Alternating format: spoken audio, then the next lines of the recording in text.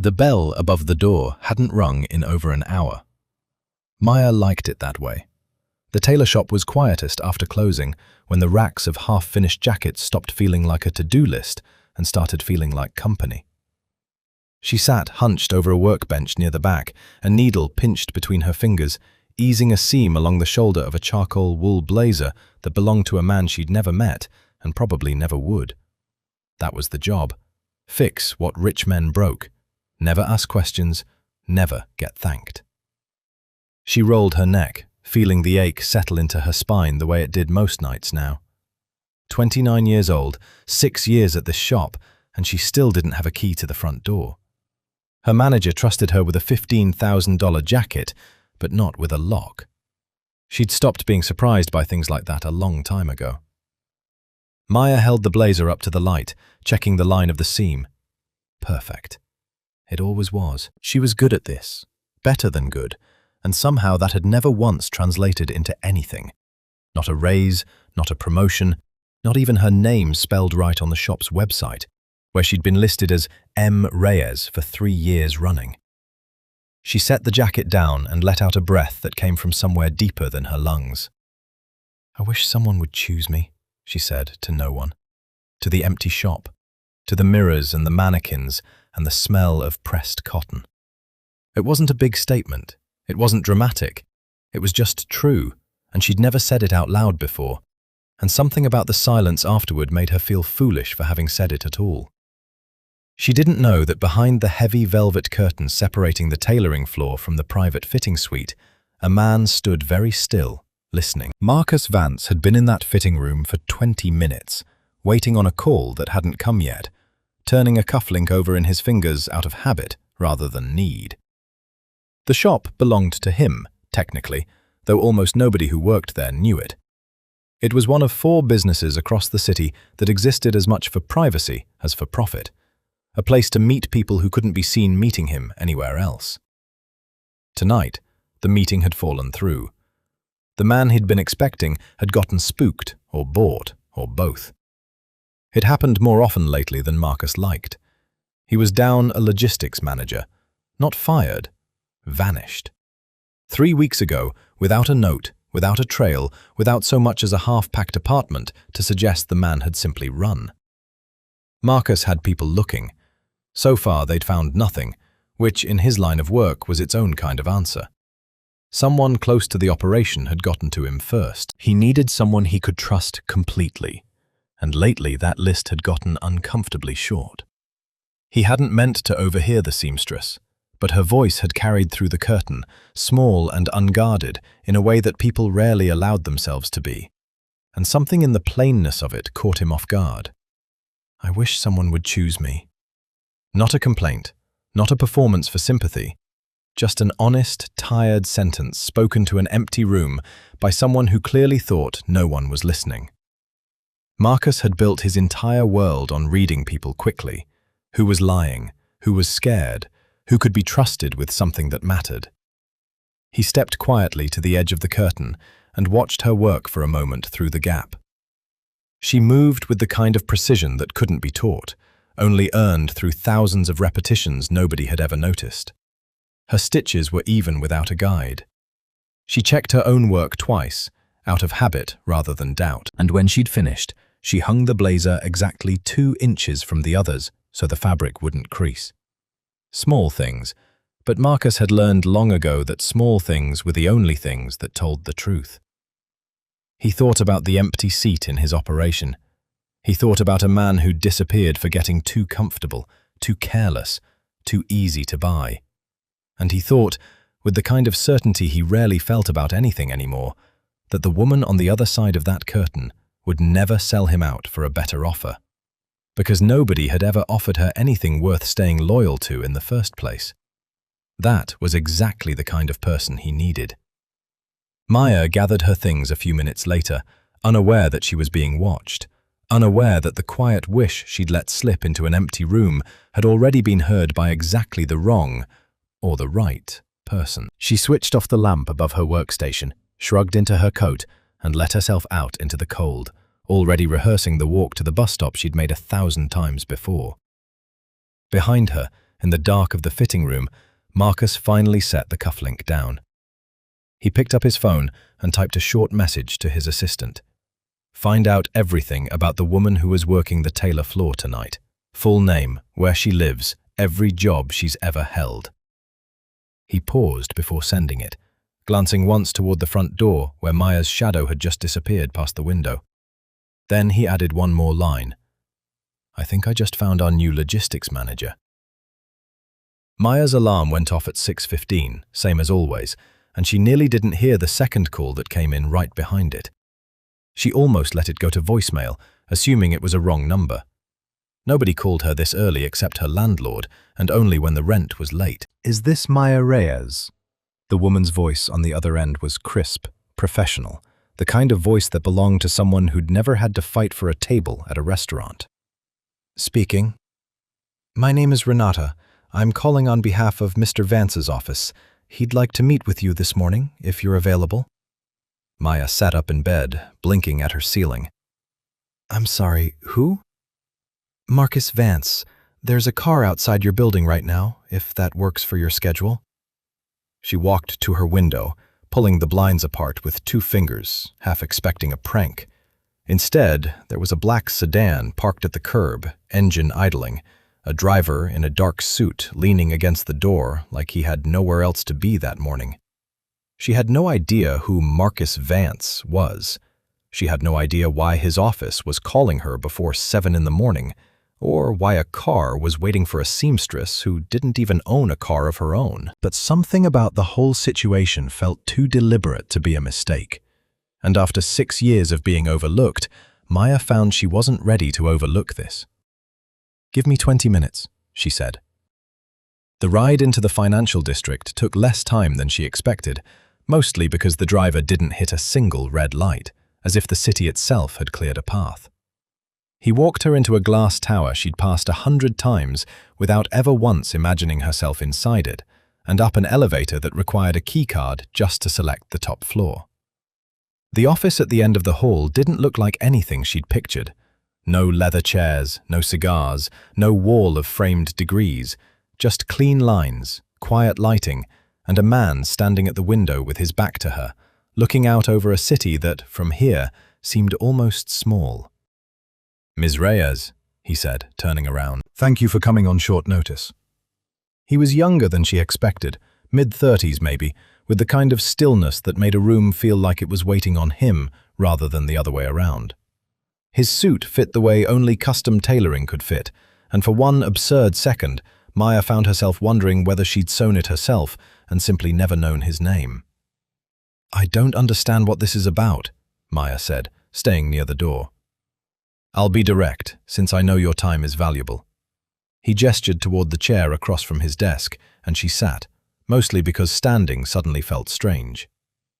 I own a logistics company, import and distribution, mostly specialty materials, textiles, raw goods, that kind of thing. I recently lost the person who managed that side of the business, and I need someone to take it over. I'd like that person to be you. Maya laughed before she could stop herself. I'm a seamstress. You're meticulous. You catch details other people miss. You don't cut corners even when no one's watching, and you don't ask for credit you haven't earned yet. He said it plainly, without flattery in his voice, which somehow made it land harder than if he'd smiled while saying it. That's rarer than you think. I can teach someone the logistics. I can't teach someone to care about the work the way you clearly do. You don't know anything about me. I know you've worked 6 years at a shop that still spells your name wrong on its website, he said. I know you stayed late last night fixing a jacket nobody was going to thank you for. I know you double-check your own work, which tells me you don't trust other people to catch your mistakes for you, which tells me you've been let down by people who were supposed to catch them before. Maya's mouth went dry. She hadn't told anyone that. She hadn't told anyone any of it. How do you know all that? Because I pay attention, he said simply. It's the only advantage I've ever had over anyone. He slid a folder across the desk toward her. Inside was a contract, a salary figure that made her read it twice to be sure she hadn't misplaced a decimal point, and a title. Executive Logistics Manager. It was nearly 4 times what she made folding hems for people who'd never remember her face. "Why me?" she said again, quieter this time, because some part of her still expected this to be a mistake someone would eventually notice and take back. "Because I think you've spent your whole life being useful to people who never once chose you," Marcus said. "I'd rather be the person who did." Maya looked down at the contract, at her own name printed cleanly at the top, Maya Reyes. No misspelling, no asterisk. Something about seeing it there, official and permanent, made her chest tighten in a way she didn't have a name for. She signed it before she could talk herself out of wondering what she was really agreeing to. By that afternoon, she was standing in an office that was suddenly hers, staring at a manifest for a shipment worth more money than she'd earned in the last 3 years combined, due to arrive at a freight yard the following morning.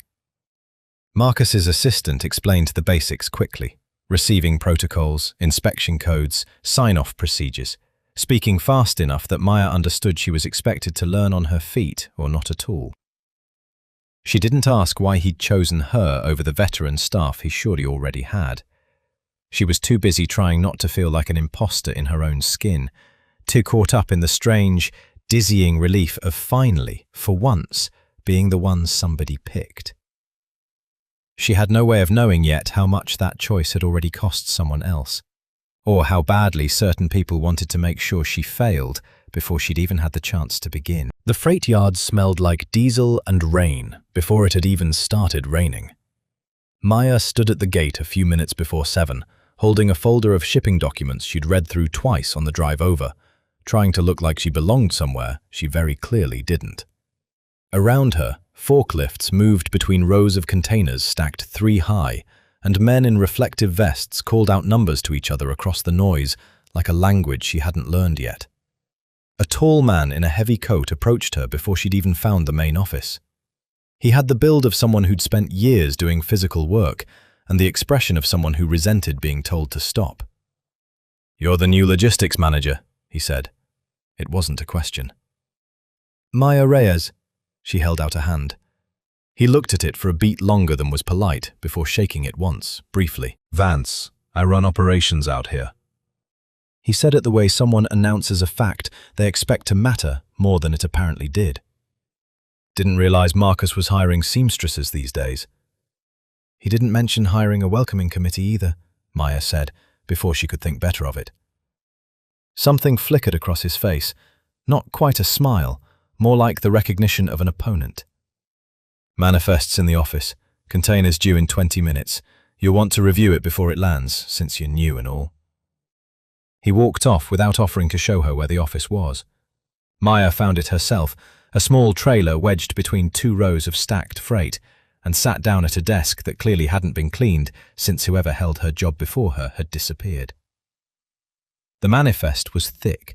Pages of serial numbers, customs codes, weight declarations for a shipment of raw textile materials coming in from overseas. She'd never handled anything like it before, but numbers were numbers and patterns were patterns, and if there was one thing 6 years of matching thread counts and seam allowances had taught her, it was how to spot when something didn't line up. She started at the top and worked down, cross-referencing container numbers against the manifest sheet, exactly the way the assistant had shown her the day before. Most of it checked out cleanly. But 3 lines down on the second page, she paused. Container 4471-B.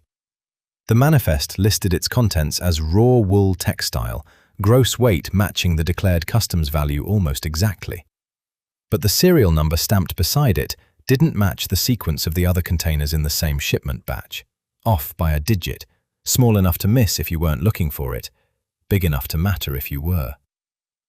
Maya frowned and pulled the customs paperwork from earlier in the folder. The original booking sheet, filed 2 days before with the shipping company, listed a different serial number entirely for that same container. Someone had changed it. Recently. The correction wasn't even properly initialed, the way every other adjustment on the manifest was. She thought about mentioning it to Vance first, then thought better of it. He hadn't struck her as someone eager to help her succeed. The container trucks began rolling through the gate right on schedule, engines groaning as they backed toward the inspection bay. Maya walked out with the manifest in hand, heart hammering under her calm expression, and found the security inspector already waiting by container 4471-B with a scanner in his hand. "Wait," she said, stepping in before he could run the code. "Before you scan that one, can I see the physical serial plate?" The inspector glanced at her, unimpressed. "You're new." "I am. Humor me anyway." He walked her to the side of the container and shone a flashlight along the metal plate bolted near the door. The number etched into the steel matched the original booking sheet exactly, not the altered manifest she'd been given that morning. Someone had changed the paperwork without touching the container itself, which meant either a careless mistake or a deliberate attempt to trigger a red flag during inspection, the kind of discrepancy that got shipments seized and new managers fired before their first week was over. Maya's hands were steady, even though her stomach wasn't. She corrected the number on the manifest in front of the inspector, initialed the change herself, and handed it back before he could ask any questions she didn't yet have answers for. "Everything checks out," she said, and it wasn't a lie, not anymore. The inspection cleared without incident. The trucks rolled through. By the time the last container had been logged and stacked, Maya's hands had finally stopped shaking, though she kept the discovery to herself, filing the discrepancy away in her memory rather than raising it with anyone on site. Vance found her again on her way out, leaning against the trailer with his arms crossed, watching the gate close behind the final truck. "Smooth first day," he said, and there was something underneath the words that didn't match the compliment. "Would have been smoother if the paperwork had been right the first time," Maya said, watching his face carefully as she said it. He didn't flinch. That, more than anything, told her what she needed to know. "Manifests get messy," he said. "Happens all the time out here." "Sure," Maya said. "I'll remember to double-check everything from now on." She walked to her car without looking back, but she felt his eyes on her the entire way, and for the first time since signing that contract in Marcus's office, she understood that her new job came with more risk attached to it than a difficult learning curve. Someone here didn't want her to succeed, and whoever that was had already tried to make sure her very first day ended in disaster. The corporate archive occupied the entire basement level of Marcus's office tower, a windowless room lined with filing cabinets and server racks that hummed like a low, constant heartbeat. Maya had come down there on her third day, telling herself she simply wanted to understand the history of the accounts she'd inherited. If she was honest with herself, though, some part of her had come looking for something else. A name, a face, anything that belonged to the person who'd sat in her chair before she had. An older man named Harold ran the archive, hunched over a desk stacked with ledgers that predated the digital system by years. He'd worked for Marcus's family business longer than Maya had been alive, judging by the framed photograph on his desk of a much younger man standing beside someone who looked like an older version of Marcus himself. "You're the new one," Harold said, without looking up from his work. "Logistics." "Maya, I was hoping to look through the old shipment records, get a sense of how things were run before me." He studied her for a long moment before nodding toward a cabinet in the corner. "Third drawer. Everything from the last 2 years is in there." Maya spent the better part of an hour working backward through binders of shipping records, cross-referencing names and signatures at the bottom of approval sheets. Most of the recent entries carried the same initials, DK, clean, confident handwriting that appeared consistently for nearly a year and then, abruptly, stopped 3 weeks before she'd been hired. She flipped to the last dated entry under those initials.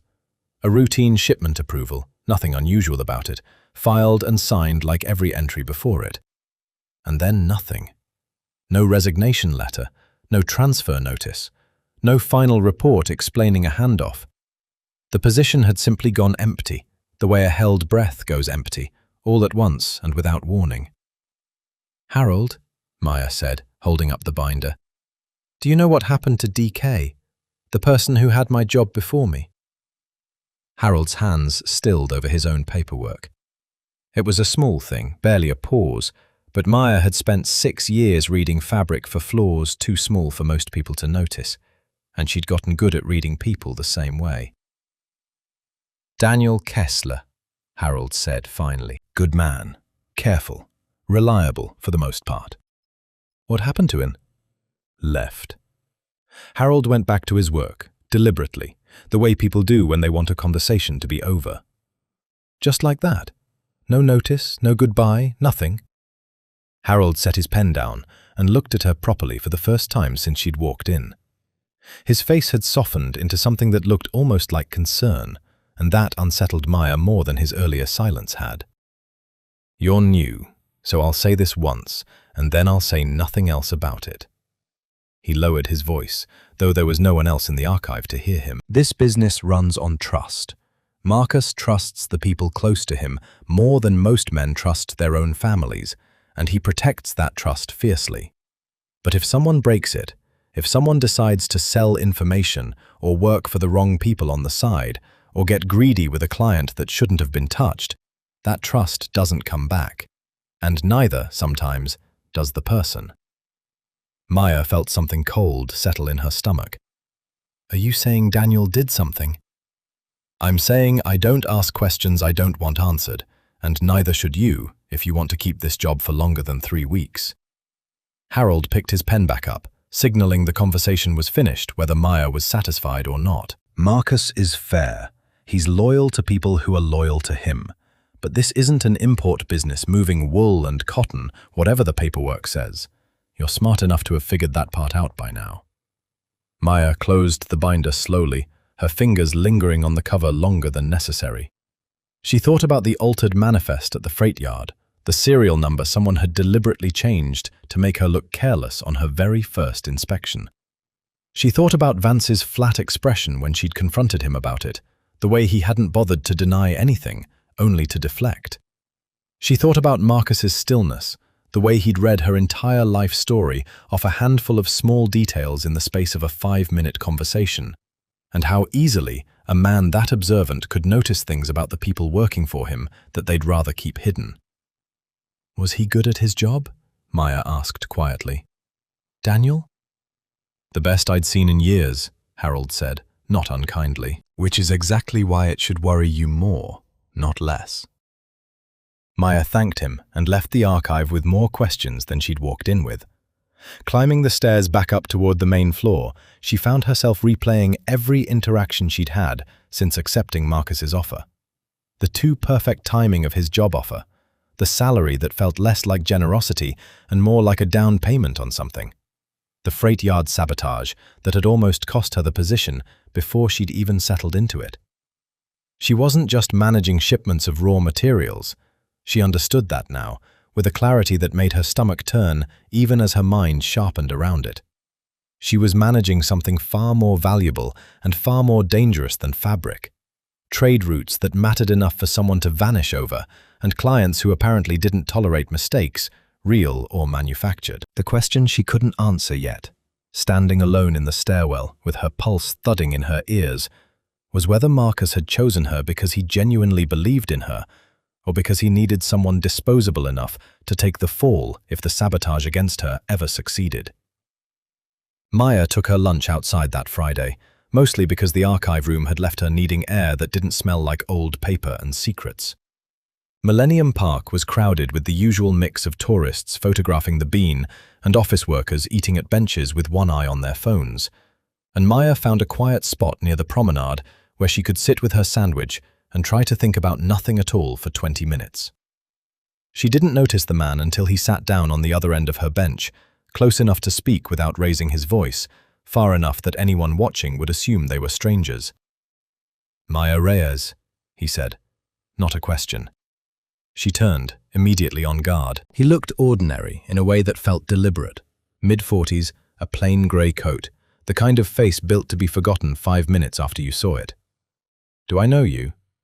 "Special Agent Miller, Federal Trade Bureau." He didn't reach for a badge, didn't make a scene of it, just said the words quietly and let them settle. "I'd like a few minutes of your time." Maya's sandwich sat forgotten in her lap. "I don't know what that is, or why you're talking to me." "I think you have a pretty good idea, actually, given who you're currently working for." Miller kept his eyes on the water fountain ahead of them, instead of on her, which somehow made the conversation feel more dangerous, not less. "Marcus Vance. You started as his logistics manager 8 days ago. Before that, 6 years at a tailor shop that had nothing to do with international shipping. That's a fast promotion for someone with zero experience in the field. He believed in my attention to detail, Maya said, hearing how thin it sounded even as she said it. I'm sure he did. Miller finally looked at her, and there was something almost gentle in his expression, the practiced gentleness of someone who delivered this particular speech many times before. Ms. Reyes, I've been building a case against Marcus Vance's organization for almost 2 years. What you think is an import business, moving textiles and raw goods, is a front for something considerably larger. I won't insult you by pretending you haven't already started to suspect that yourself.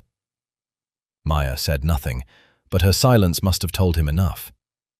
Your predecessor, Daniel Kessler, sat exactly where you're sitting 11 months ago, Miller continued. We approached him the same way I'm approaching you. He refused to cooperate. 3 weeks after we lost contact with him, he disappeared. You think Marcus did something to him? I think it's a remarkable coincidence that people who get too close to Marcus Vance's operation, one way or another, tend to stop being problems for him. Miller reached into his coat and produced a plain white card, sliding it across the bench toward her without ceremony. I'm not asking you to wear a wire tomorrow. I'm asking you to think about your position. You could be an asset to this investigation. Information, timing, patterns you notice that we can't see from the outside. In exchange, we can offer you protection, immunity, a way out before this goes further than you're prepared for. Maya looked at the card without picking it up. Her mind raced through everything she'd learned in 8 days. The altered manifest, Vance's cold hostility, Harold's careful warning in the archive, the unsettling ease with which Marcus had read her entire life story from a handful of observations. None of it painted the picture of a simple businessman, but none of it either matched the picture forming in her head of someone dangerous enough to make people vanish. Why me? She asked. Why not go straight to someone higher up in his organization? Because the people higher up in his organization are already loyal to him, one way or another, whether by choice or by fear, Miller said. You're new, you're an outsider, and from what I understand, you have every reason in the world to feel like Marcus Vance is the first person who's ever given you anything, which makes you either his most valuable asset or the person most likely to get hurt when this all comes apart. Maya finally picked up the card, turning it over once in her fingers before setting it down on the bench between them, unclaimed. I'm not signing anything, she said. Not today. I didn't ask you to sign anything today. Miller stood, buttoning his coat against the wind coming off the lake. I'm asking you to keep the card. Think about what you've seen so far, and understand that whatever loyalty you think you owe Marcus Vance after 8 days, he's had considerably longer to build loyalty with the people around him, and at least one of them is already gone. He walked off through the crowd without looking back, blending into the flow of tourists and lunch-hour foot traffic so completely that within seconds, Maya couldn't have picked him out again if she'd tried. She sat alone on the bench for a long while, her sandwich untouched, the federal agent's card sitting where he'd left it, close enough to take and far enough to ignore. Overhead, the sky had gone the flat grey colour it got before rain, and Maya found herself thinking not about Marcus's danger or Miller's warning, but about the strange, uncomfortable truth sitting underneath both of them. 2 powerful men were suddenly very interested in her, one offering opportunity, one offering protection. And for the first time in her adult life, someone actually wanted something from her badly enough to come find her. She didn't know yet whether that made her lucky or exactly the kind of person who ends up disappearing next. The invitation came by way of a simple text message from Renata. Dinner tonight, 8 p.m., the Ambrose Lounge. Car will pick you up at 7:30. Maya read it 3 times before she understood it wasn't a request so much as an expectation, though something about the phrasing still left room for her to decline if she wanted to. She almost did. After the conversation with Agent Miller 2 days earlier, the card he'd left behind was still sitting in the bottom of her bag, untouched but not thrown away either. She hadn't decided what to do with it. She hadn't decided what to do with any of this, but curiosity won out, the same way it always had, and at 7:30 she found the same black sedan waiting outside her building. The Ambrose Lounge occupied the top floor of a boutique hotel in River North, all low lighting and quiet conversation, the kind of place where the prices weren't printed on the menu because anyone who needed to ask couldn't afford to be there. Marcus was already seated when she arrived, at a corner table with a view of the river, and he stood when he saw her, a small gesture, but one that struck her as oddly formal for a man who owned the building they were eating in. "Ms. Reyes," he said, "thank you for coming." "You make it sound like I had a choice," Maya said, sitting across from him. Something flickered at the corner of his mouth, not quite a smile. "You always have a choice. I'd like to think that's part of why you're still here." They ordered. The conversation stayed light at first. The freight yard, the archive, small details about the job that let Maya settle into something resembling comfort before Marcus set his glass down and looked at her with the kind of directness that made pretending pointless. "I know you were approached," he said. Maya's stomach dropped. Approached? Federal Trade Bureau. A man in a grey coat, most likely, sitting on a bench in Millennium Park where he thought no one would notice him talking to you. Marcus said it without accusation, almost gently, the way someone states a fact they've long since made peace with. "My people watch the perimeter around anyone new in a sensitive position. Not because I don't trust you, because I've learned the hard way what happens when I don't watch closely enough." Maya's hands went still in her lap. "You had me followed." "I had you protected," Marcus corrected. "There's a difference, even if it doesn't always feel like one from where you're sitting." She studied his face, looking for the same coldness Vance had shown her at the freight yard, the same calculation Harold had warned her simmered underneath every relationship in this business.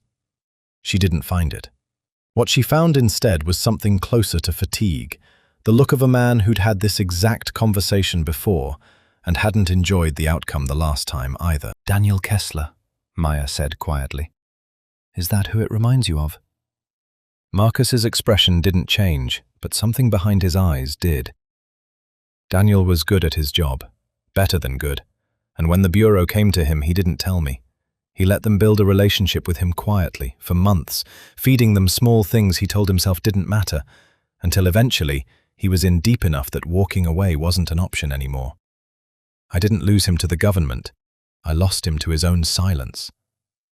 "And you think he's—" "I don't know what happened to Daniel," Marcus said, and for the first time since Maya had met him, his voice carried something raw underneath the calm. "That's the truth, whether you believe it or not. I've spent 11 months trying to find out. What I do know is that the last conversation we ever had, he lied to my face about where he'd been that week, and I've regretted not pushing harder ever since." The lounge around them felt suddenly very far away. Maya thought about the card in her bag, about Miller's careful, practiced sympathy, about the ease with which he'd offered her an exit from a situation she hadn't fully understood the shape of yet. "He gave me a card," she said.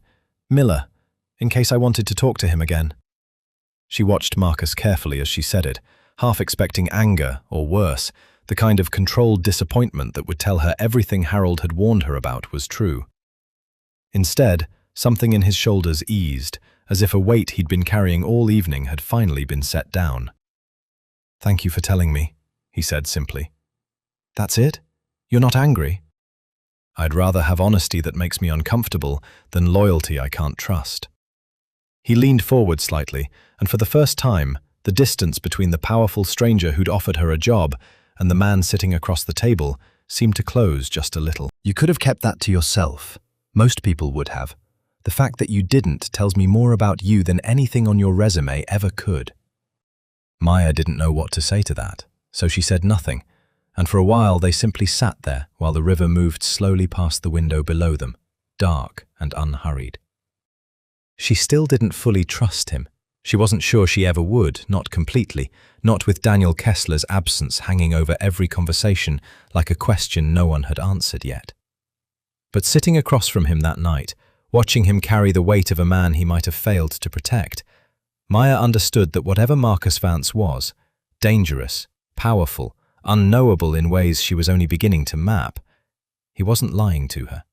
At least, not about this.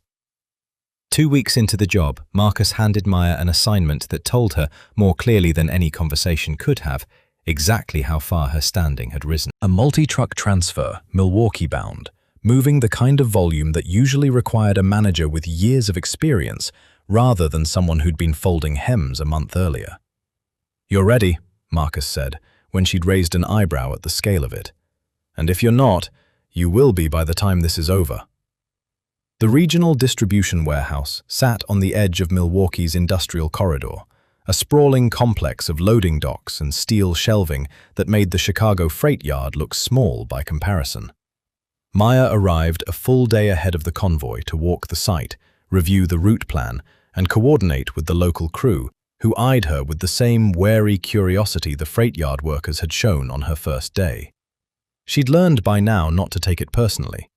She'd also learned, thanks to a hard first week, to trust her instincts over anyone's assurances. The convoy was scheduled to arrive the next morning. 6 trucks, staggered 15 minutes apart, following a route that had been mapped and approved weeks in advance. Maya reviewed it twice the night before, cross-referencing timing against traffic patterns, out of habit more than suspicion. Everything checked out clean. It was the small detail the next morning that changed things. A black sedan parked at the far end of the access road leading into the warehouse lot. Engine running, 2 men inside who didn't get out and didn't leave. Maya noticed it while walking the perimeter with her coffee, the same restless habit that had caught the altered manifest weeks earlier. She noted the car, then noted a second one a quarter mile down the same road, angled just enough to watch the same stretch of pavement. 2 cars, same road, same direction. Neither one belonging to anyone on her crew list. Her pulse picked up, though her face stayed calm. She'd learned that much from Marcus, at least. The value of not letting your expression give away what your instincts had already caught. She pulled up the convoy's live tracking on her phone. The first truck was 20 minutes out, following the approved route directly past both parked vehicles. If those cars belonged to anyone with bad intentions, the trucks would be driving straight into whatever was waiting for them. Maya called the lead driver first. "Change of plan. I need you to hold at the last junction before Route 43 and wait for my signal." "That's not the approved route change, ma'am. Dispatch didn't clear." "I'm clearing it," Maya said, cutting him off, more sharply than she'd meant to. "Take the secondary road off County Line, loop in through the back gate. I'll have someone meet you there." She didn't wait for an argument. She hung up and called the second truck, then the third, rerouting each one in turn, rattling off directions to a set of back roads she'd only studied once, the night before, mostly out of the same habit that made her double-check every seam before hanging a finished jacket. She'd memorized the warehouse's secondary access route without quite knowing why she'd bothered. Now she understood exactly why. By the time the 6th truck confirmed its detour, Maya's hands were shaking, though her voice on the phone had stayed level the entire time. She walked back toward the warehouse office, glancing once more toward the 2 parked cars, still sitting exactly where they'd been 20 minutes earlier, watching a stretch of road that would now stay empty. She found the warehouse's site manager inside, a broad-shouldered man named Petrov, who'd worked with Marcus's operation for over a decade. "I rerouted the convoy," she told him. "There are 2 cars parked along the main access road. I don't like the timing." Petrov didn't ask her to justify herself. He simply picked up a radio and started giving orders of his own, pulling site security toward the back gate to receive the incoming trucks. "How'd you catch it?" "I didn't like how still they were," Maya said. "Nobody just parks and waits like that unless they're waiting for something specific." The convoy arrived 40 minutes later than scheduled, rolling in through the back gate exactly where Maya had redirected them, every truck accounted for, every container intact. By the time the last one backed into its loading bay, the 2 cars on the main road had vanished, as quietly as they'd appeared. Maya stood at the edge of the lot, watching the crew begin unloading, and let herself breathe for the first time in nearly an hour. She didn't know yet who those cars belonged to, or what would have happened if she hadn't caught the pattern in time, but she understood, with the same clarity she'd felt at the freight yard weeks earlier, that this hadn't been random. Someone had known the route. Someone had known the schedule, and the list of people with access to both was short enough that Maya already had a name circling in the back of her mind. One she'd been quietly watching since her very first day on the job. Her phone buzzed in her pocket. A message from Marcus, 3 words long, sent the moment word had reached him about the reroute. "Talk to me. Now." Maya looked at the screen for a long moment, then dialed his number, already certain that whatever conversation came next would change everything about how this operation, and the people running it from the inside, worked from here on out. Marcus arrived at the private hangar outside Milwaukee just after 9 that night, stepping off a small charter plane with the kind of controlled urgency that told Maya he'd left Chicago the moment he'd heard about the reroute. He crossed the tarmac in long strides, coat pulled tight against the wind coming off the runway, and didn't say a word until he was close enough that no one else could hear him. "Tell me everything," he said, "from the beginning." Maya walked him through it, the 2 cars parked along the approved route, the stillness that had bothered her, the decision to reroute all 6 trucks through the back access road without waiting for dispatch approval. Marcus listened without interrupting, his jaw tightening incrementally with every detail, until she reached the part about calling Petrov to redirect warehouse security toward the back gate. "You made all of those calls yourself," he said, "in under 20 minutes. "I didn't have 20 minutes to spare," Maya said.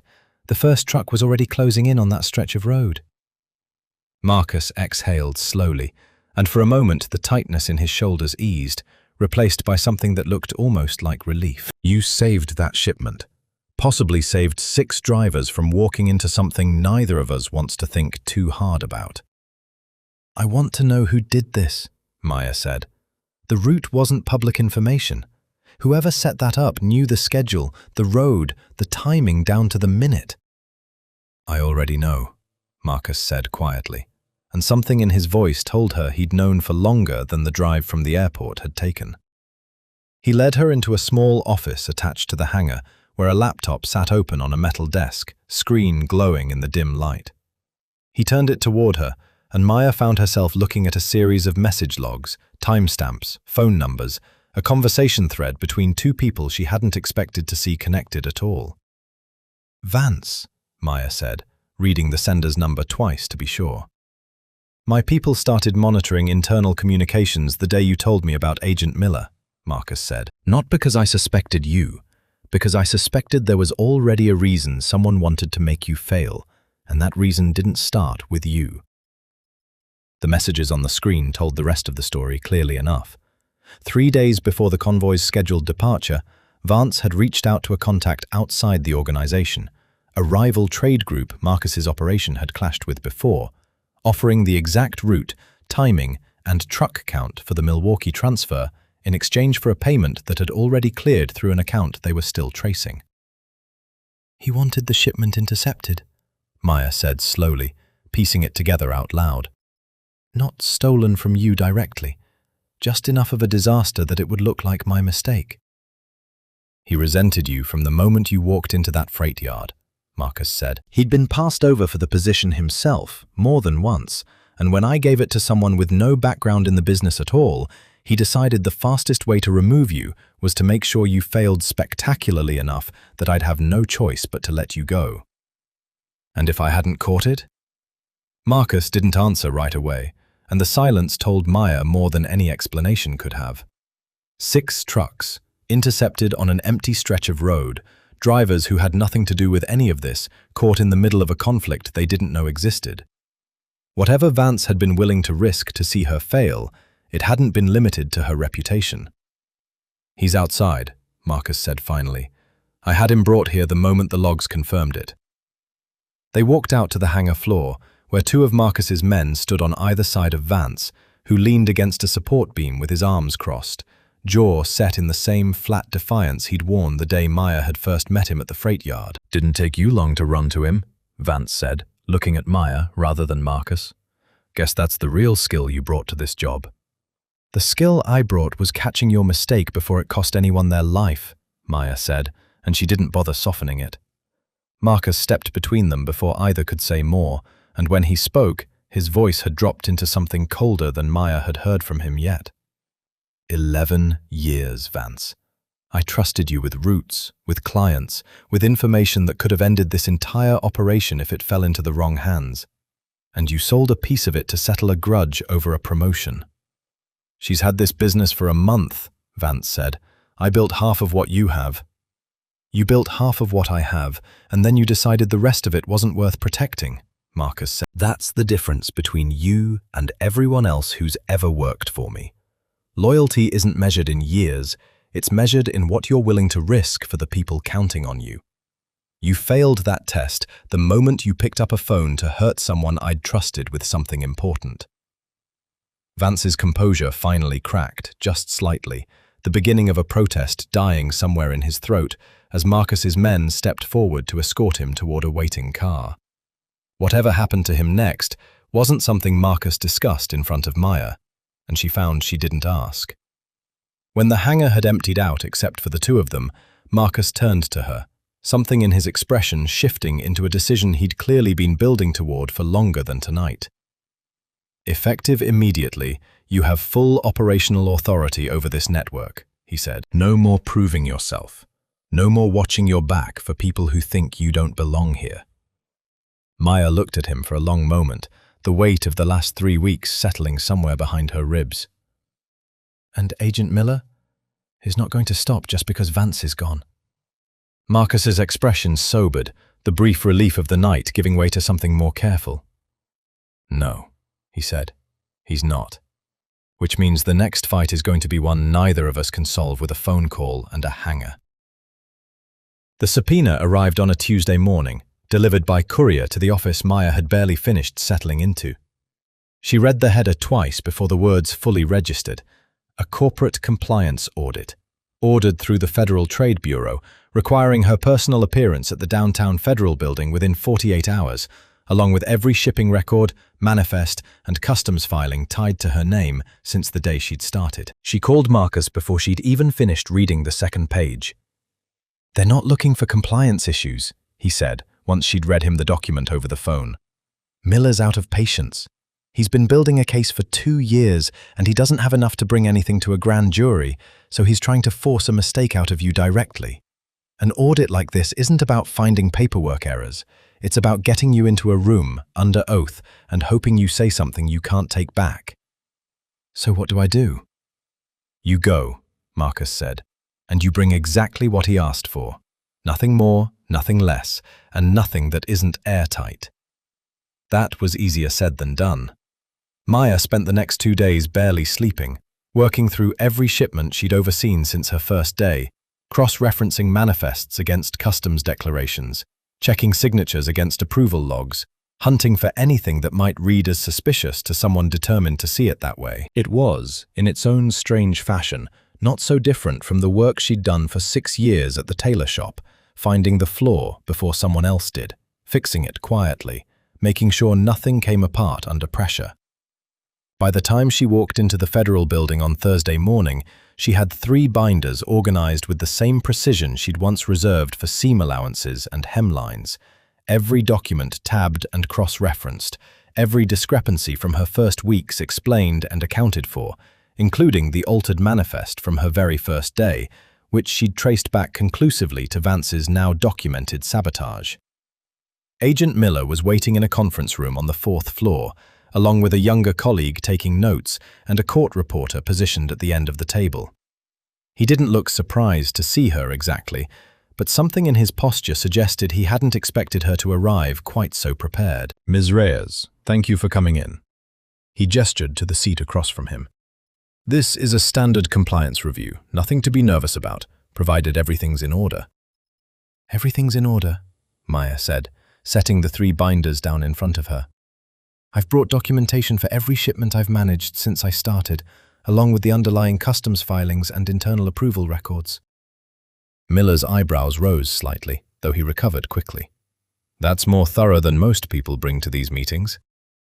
I like being thorough, Maya said. It tends to save time for everyone involved.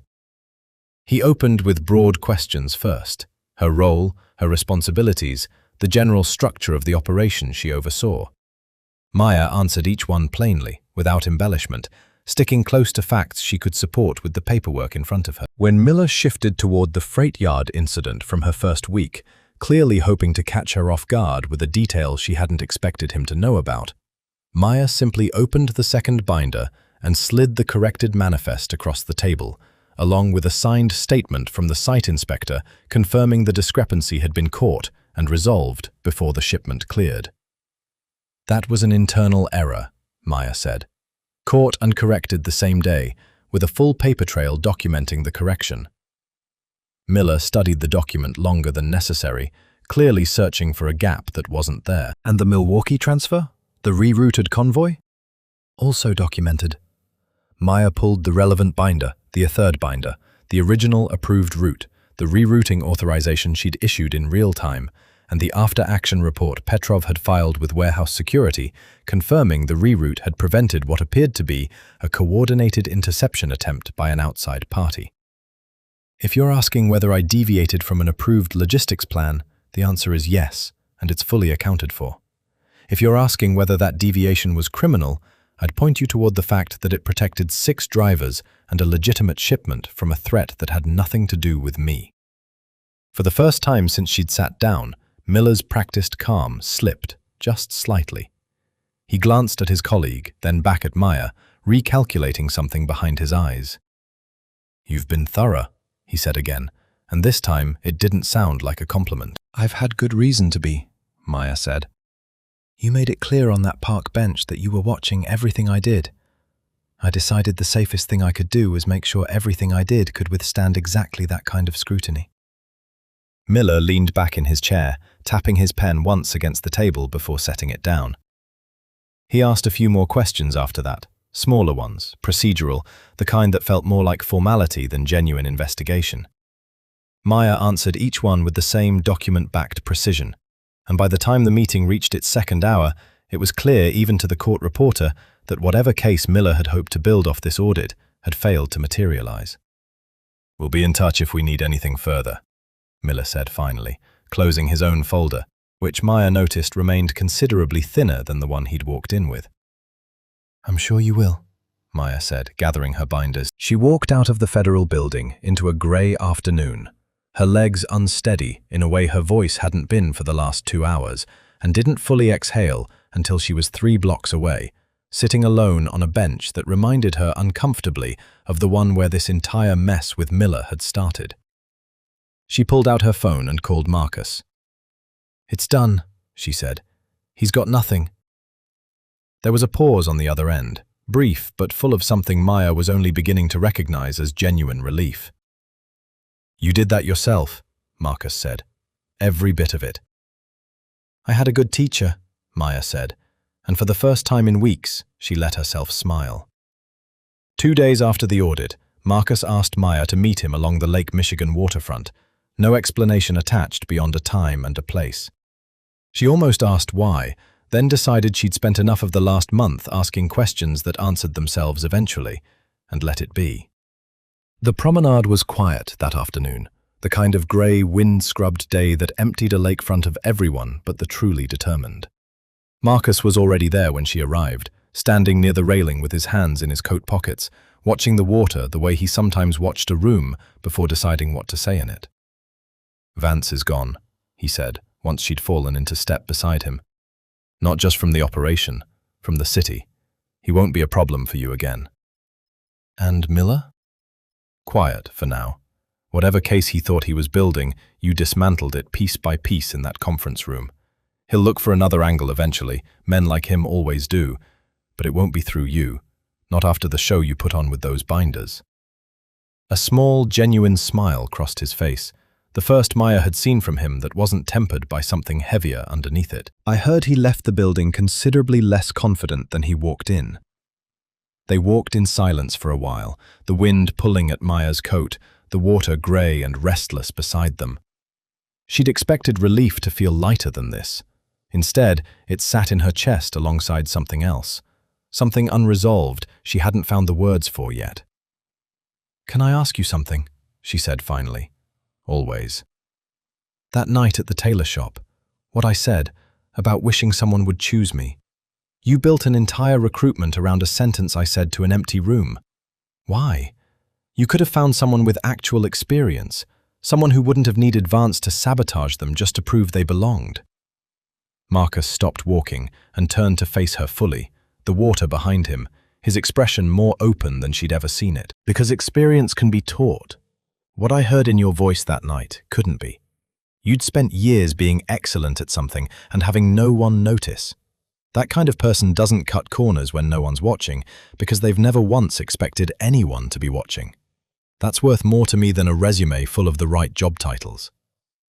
You were listening on the other side of a curtain, Maya said. That's a strange way to fall into trusting someone. I wasn't falling into anything, Marcus said. I was paying attention, the same way I always do.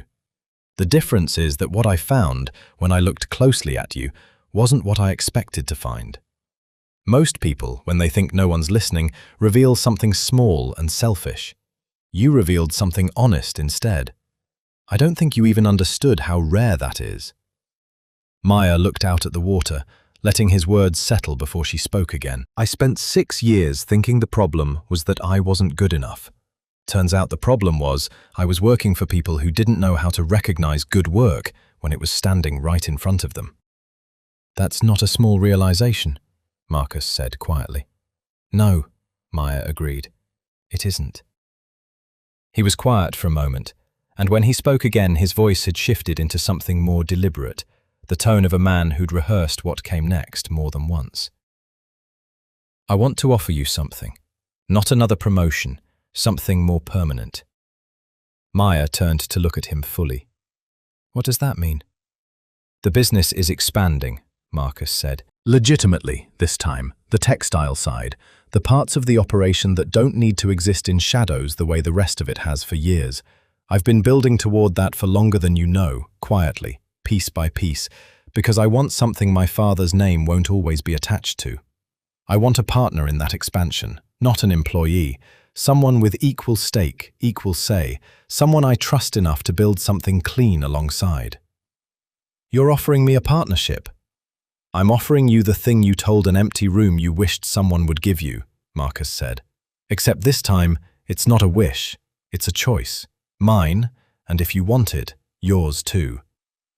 Maya's breath caught somewhere in her chest, the wind off the lake suddenly feeling less cold than it had a moment ago. She thought about the tailor shop, about 6 years of unnoticed work and unspelled names, about a jacket she'd hung 2 inches from the others so the fabric wouldn't crease, back when the only person who ever noticed her precision was herself. Why me?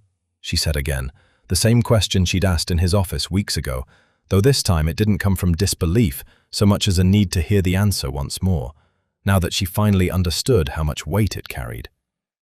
Because the night I heard you say those words, I recognized something in you I hadn't seen in anyone in a long time, Marcus said. Not desperation, not weakness, just someone who'd been overlooked so consistently that she'd started to believe it was permanent.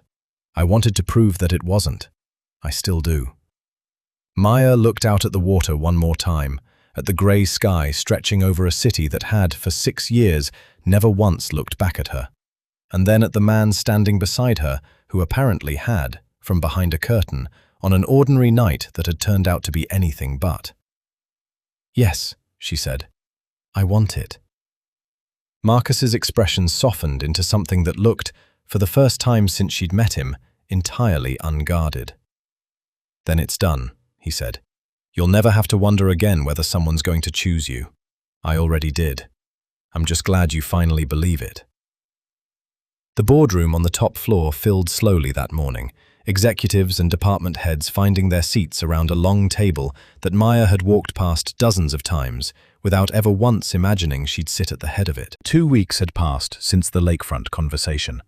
2 weeks of paperwork and restructuring and long nights reviewing contracts that would formally fold the textile division into something entirely legitimate, something with Maya's name on the ownership documents alongside Marcus's. She stood near the window for a moment before the meeting started, smoothing the front of her blazer, one she'd tailored herself late one night, unable to resist making one final adjustment to the collar, even though it had already fit perfectly. Old habits, she'd realized, didn't disappear just because everything else in her life had changed. They simply found new places to matter. Marcus found her there, straightening his own jacket with the same restless energy she recognized in herself now, the two of them mirroring each other in ways neither had noticed until recently. "Nervous?" he asked. "A little," Maya admitted. 6 weeks ago, I was hemming trousers for men who couldn't be bothered to learn my name. Now, I'm about to sit at the head of a table full of people who've run departments for longer than I've been alive. "They'll learn your name today," Marcus said. "And they'll remember it, because you earned every seat you're about to sit in." The room quieted when Marcus stepped to the head of the table, and Maya took the chair beside him, the one that had been empty for 11 months since Daniel Kessler's abrupt, unexplained departure. She'd thought about him more than once over these last weeks, wondering if some part of what happened to him had finally been resolved, whether the shadows that once surrounded this operation would ever fully lift. Marcus had promised her, quietly, the night before, that the investigation into what had truly happened wasn't finished, but for the first time, it was being run in the open, with lawyers instead of silence. "Some of you already know Maya Reyes," Marcus began, addressing the room with the same calm authority Maya had first noticed in his office weeks earlier, though something in his voice now carried more warmth than she'd heard from him then. "For those who don't, 6 weeks ago, she joined this organization as our logistics manager. In that time, she caught a manifest sabotage before it could sink a shipment, rerouted an entire convoy around an ambush most of you never even knew existed, and dismantled a federal audit that could have ended everything we've spent years building, using nothing but her own thoroughness and a stack of paperwork most people would have found tedious." A murmur moved through the room, glances exchanged among people who were clearly hearing parts of this story for the first time. "Effective today, she's not just managing this division," Marcus continued. "She's my partner in it. Full authority, full stake, equal say in every decision that shapes where this company goes from here. I expect all of you to treat her accordingly, not because I'm asking you to, but because she's already proven she's earned it." Maya felt the weight of every eye in the room settle on her, and for one brief, familiar moment, the old instinct rose up in her chest, the urge to shrink, to deflect, to insist she wasn't really worth this much attention. She recognized the feeling from years of being overlooked, the reflex of someone who'd spent a lifetime expecting doors to close rather than open. Then she thought of the tailor shop, of the empty room where she'd once whispered a wish she never expected anyone to hear. She thought of Vance's cold dismissal, of Miller's careful manipulation, of every person who'd tried in one way or another to convince her she didn't belong in rooms like this one. She sat up straighter instead. "Thank you," she said, addressing the table directly, her voice steadier than she felt. "I know some of you are wondering how someone with no background in this industry ended up sitting at this table. The honest answer is that I noticed things other people missed, because I'd spent years being the kind of person whose work only got looked at when something went wrong. That habit turned out to matter more here than I ever expected it to." She paused, letting her gaze move across the room, meeting each face in turn. "I don't plan on changing how I work. I'll keep checking every detail twice, whether anyone's watching or not. I'd rather earn your trust slowly and completely than ask for it up front and disappoint you later." The room settled into something that felt, for the first time, like genuine respect rather than polite curiosity, and Marcus caught her eye across the table with an expression she'd come to recognize over these last weeks. Quiet, steady approval. The same look he'd worn the night he told her, standing by the lake, that he'd already chosen her before she'd ever had the chance to doubt herself. After the meeting broke and the room emptied, Maya lingered by the window, looking out over a city that had spent 6 years walking past her without a second glance. She thought about the tailor shop one last time, about the loneliness of that late night, about a sentence she'd never meant for anyone to hear. She hadn't been chosen by luck, or by accident, or even entirely by Marcus's decision alone. She understood that now, standing at the head of a boardroom she'd never once dreamed of entering. She'd been chosen because she'd spent years quietly becoming someone worth choosing, long before anyone had noticed, including herself. Marcus stepped up beside her at the window, close enough that his shoulder brushed hers, and together they looked out over the skyline in comfortable silence.